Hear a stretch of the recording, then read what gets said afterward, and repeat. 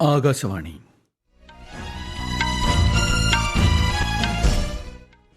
നമസ്കാരം. വാർത്തകൾ വായിക്കുന്നത് വിജേഷ്.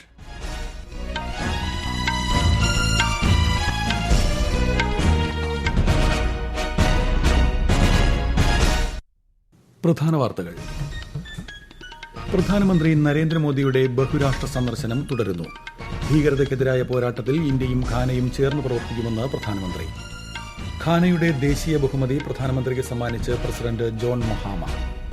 പാർലമെന്റിന്റെ വർഷകാല സമ്മേളനം ഈ മാസം 21 ആരംഭിക്കും. സമ്മേളനം ഓഗസ്റ്റ് 21 വരെ നീളും. പരസ്പര താൽപര്യങ്ങൾ അടിസ്ഥാനമാക്കിയുള്ള ഇന്ത്യ-US ബന്ധത്തെ പാകിസ്ഥാൻ ഒരു തരത്തിലും സ്വാധീനിക്കില്ലെന്ന് വിദേശകാര്യമന്ത്രി എസ് ജയശങ്കർ. കോട്ടയത്ത് നടക്കുന്ന മേഖലാതല യോഗത്തിൽ മുഖ്യമന്ത്രി പിണറായി വിജയൻ ഇന്ന് പങ്കെടുക്കും. വിവിധ സർക്കാർ പദ്ധതികളുടെ പുരോഗതി വിലയിരുത്തും. AFC വനിതാ ഫുട്ബോൾ ഏഷ്യൻ കപ്പ് യോഗ്യതാ മത്സരത്തിൽ ഇറാഖിനെ എതിരില്ലാത്ത 5 ഗോളിന് പരാജയപ്പെടുത്തി ഇന്ത്യ. വാർത്തകൾ വിശദമായി. ഇന്ത്യ ഘാന സമഗ്ര പങ്കാളിത്തത്തിന് രൂപം നൽകാൻ തീരുമാനിച്ചതായി പ്രഖ്യാപിച്ച് പ്രധാനമന്ത്രി നരേന്ദ്രമോദി. ഘാന പ്രസിഡന്റുമായുള്ള കൂടിക്കാഴ്ചയ്ക്ക് ശേഷം സംയുക്ത പ്രസ്താവനയിലാണ് അദ്ദേഹം ഇക്കാര്യം അറിയിച്ചത്. ഭീകരതയ്ക്കെതിരായ പോരാട്ടത്തിൽ ഇന്ത്യയും ഘാനയും ചേർന്ന് പ്രവർത്തിക്കാൻ തീരുമാനിച്ചതായി പ്രധാനമന്ത്രി പറഞ്ഞു. പശ്ചിമേഷ്യയിലും യൂറോപ്പിലും നടക്കുന്ന സംഘർഷങ്ങൾ നയതന്ത്ര ചർച്ചകളിലൂടെ പരിഹരിക്കപ്പെടണമെന്നും അദ്ദേഹം അഭിപ്രായപ്പെട്ടു.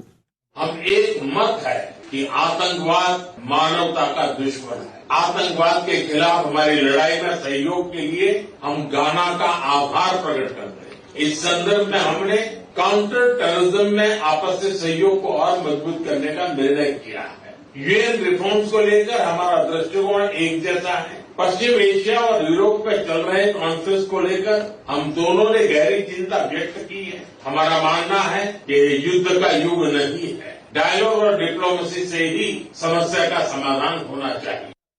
വ്യാപാരം, നിക്ഷേപം, കൃഷി, സാങ്കേതികവിദ്യ, അടിസ്ഥാന സൌകര്യങ്ങൾ, ജനങ്ങൾ തമ്മിലുള്ള ബന്ധം എന്നിവയിൽ സഹകരണം ശക്തമാക്കുന്നത് സംബന്ധിച്ച് കൂടിക്കാഴ്ചയിൽ ചർച്ചയായി. സാംസ്കാരിക രംഗം, ആയുർവേദം, പരമ്പരാഗത വൈദ്യശാസ്ത്രം തുടങ്ങിയ മേഖലകളിലെ 4 ധാരണാപത്രങ്ങളും ഇന്നലെ ഒപ്പുവച്ചു. ഘാനയുടെ ദേശീയ ബഹുമതിയായ officer of the order of the star of Ghana president John മഹാമ Shri മോദിക്ക് സമ്മാനിച്ചു. ഘാനയിലേക്കുള്ള ഔദ്യോഗിക സന്ദർശനത്തിനായി ഇന്നലെ രാത്രി അക്രയിലെത്തിയ പ്രധാനമന്ത്രിക്ക് ഘാന പ്രസിഡന്റിന്റെ നേതൃത്വത്തിൽ ഊഷ്മള സ്വീകരണമാണ് ലഭിച്ചത്. 5 രാജ്യങ്ങളിലേക്കുള്ള സന്ദർശനത്തിന്റെ 2ാം ഘട്ടത്തിൽ പ്രധാനമന്ത്രി ഇന്ന് രാത്രി ട്രിനിഡാഡ് ആൻഡ് ടൊബാഗോയിൽ എത്തും. ട്രിനിഡാഡ് ആൻഡ് ടൊബാഗോ പ്രസിഡന്റ്, പ്രധാനമന്ത്രി എന്നിവരുമായി അദ്ദേഹം ഉഭയകക്ഷി ചർച്ചകൾ നടത്തും. സന്ദർശനവേളയിൽ പ്രധാനമന്ത്രി ട്രിനിഡാഡ് ആൻഡ് ടൊബാഗോ പാർലമെന്റിന്റെ സംയുക്ത സമ്മേളനത്തെ അഭിസംബോധന ചെയ്യും. പോർട്ട് ഓഫ് സ്പെയിനിൽ ഇന്ത്യൻ പ്രവാസികളുടെ സമ്മേളനത്തിലും അദ്ദേഹം സംസാരിക്കും. പാർലമെന്റിന്റെ വർഷകാല സമ്മേളനം ഈ മാസം 21 ആരംഭിക്കും. അടുത്ത മാസം 21 വരെ നീളുന്ന സമ്മേളനം വിളിച്ചു ചേർക്കാനുള്ള സർക്കാരിന്റെ നിർദ്ദേശം രാഷ്ട്രപതി ദ്രൌപദി മുർമു അംഗീകരിച്ചതായി പാർലമെന്ററി കാര്യമന്ത്രി കിരൺ റിജിജു അറിയിച്ചു.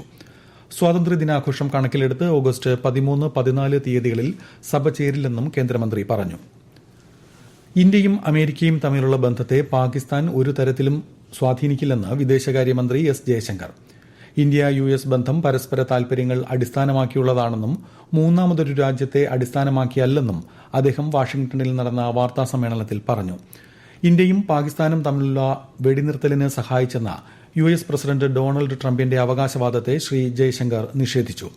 ക്വാഡ് മന്ത്രിതല യോഗത്തിൽ US സ്റ്റേറ്റ് സെക്രട്ടറി മാർക്കോ റൂബിയോയുമായും ഓസ്ട്രേലിയ, ജപ്പാൻ വിദേശകാര്യ മന്ത്രിമാരുമായും അദ്ദേഹം ചർച്ച നടത്തി. മയക്കുമരുന്ന് മാഫിയകളെ രാജ്യത്തു നിന്നും ഒന്നടങ്കം തുടച്ചു നീക്കാൻ കേന്ദ്ര സർക്കാർ പ്രതിജ്ഞാബദ്ധമാണെന്ന് കേന്ദ്ര ആഭ്യന്തരമന്ത്രി അമിത്ഷാ.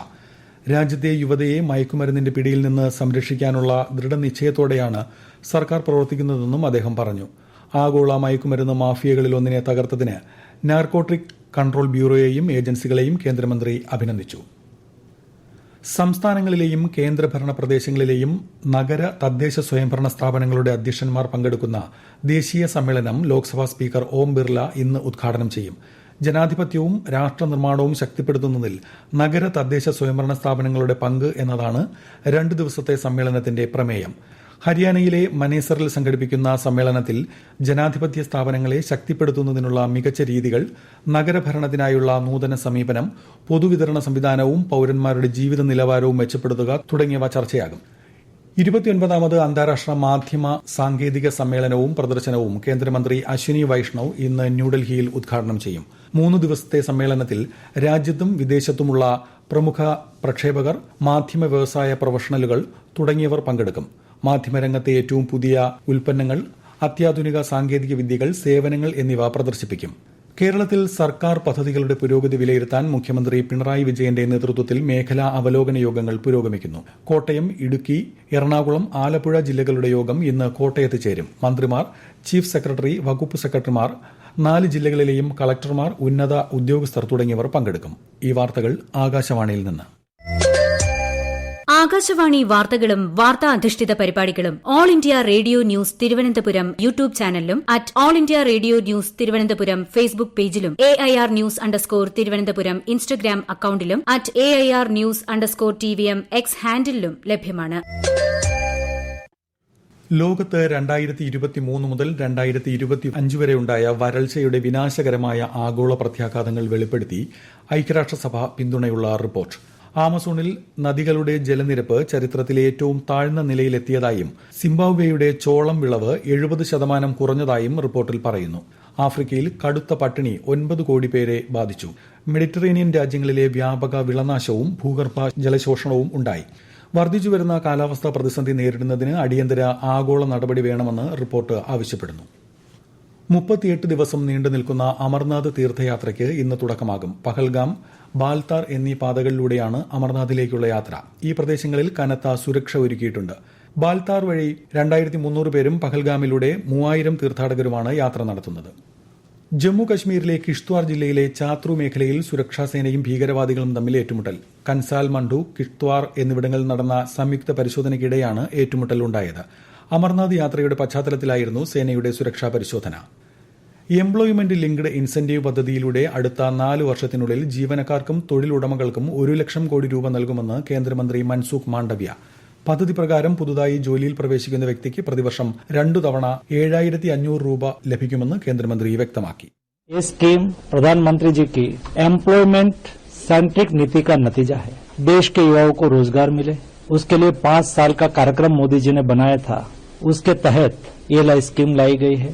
ELI स्कीम के द्वारा देश में जो यूथ नया जॉब में आता है उसको 1 साल में 2 किस्त में 7,500 रुपया DBT के माध्यम से उसके अकाउंट में डाला जाएगा.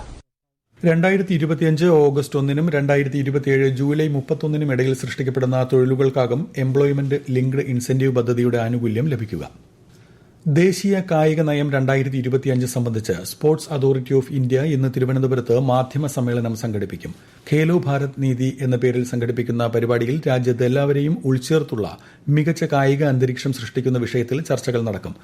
കായികരംഗത്തെ വിദഗ്ധർ, മുതിർന്ന ഉദ്യോഗസ്ഥർ, മാധ്യമപ്രവർത്തകർ തുടങ്ങിയവർ പങ്കെടുക്കും. തായ്ലൻഡിൽ നടക്കുന്ന AFC വനിതാ ഫുട്ബോൾ ഏഷ്യൻ കപ്പ് യോഗ്യതാ മത്സരത്തിൽ ഇറാഖിനെ ഇന്ത്യ എതിരില്ലാത്ത 5 ഗോളിന് പരാജയപ്പെടുത്തി. ഇതോടെ ഏഷ്യൻ കപ്പ് യോഗ്യതയിൽ നിന്ന് 1 പടി മാത്രം അകലെയാണ് ബ്ലൂ ടൈഗേഴ്സ്. ശനിയാഴ്ച തായ്ലൻഡിനെതിരെയാണ് ഇന്ത്യയുടെ അടുത്ത മത്സരം. യുദ്ധാനന്തര ഗാസയിൽ ഹമാസ് ഉണ്ടാകില്ലെന്ന് പ്രഖ്യാപിച്ച് ഇസ്രായേൽ പ്രധാനമന്ത്രി ബെന്യാമിൻ നെതന്യാഹു. US നിർദ്ദേശിച്ച 60 ദിവസത്തെ വെടിനിർത്തലിന് തയ്യാറാണെന്നും എന്നാൽ യുദ്ധം അവസാനിപ്പിച്ച് ഇസ്രായേൽ പൂർണ്ണമായി പിൻവാങ്ങണമെന്നും ഹമാസ് ആവശ്യപ്പെട്ടതോടെയാണ് നെതന്യാഹുവിന്റെ പ്രതികരണം. മേഖലയിൽ വെടിനിർത്തലിനുള്ള ചർച്ചകൾ US പിന്തുണയോടെ കെയ്റോയിൽ നടക്കുമെന്നാണ് സൂചന.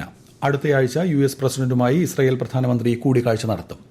റഷ്യയ്ക്കെതിരായ യുദ്ധം ശക്തമായി തുടരുന്ന സാഹചര്യത്തിൽ യുക്രൈനിലേക്കുള്ള ആയുധങ്ങളുടെ കയറ്റുമതി അമേരിക്ക നിർത്തിവച്ചു. US സൈനിക ശേഖരം കുറയുന്നുവെന്ന പ്രതിരോധ വകുപ്പിന്റെ അവലോകനത്തെ തുടർന്നാണ് നടപടി. അമേരിക്കയുടെ താൽപര്യങ്ങൾക്ക് പ്രഥമ പരിഗണന നൽകുന്ന തീരുമാനമാണ് ഇതെന്ന് വൈറ്റ് ഹൌസ് വക്താവ് അന്ന കെല്ലി പറഞ്ഞു.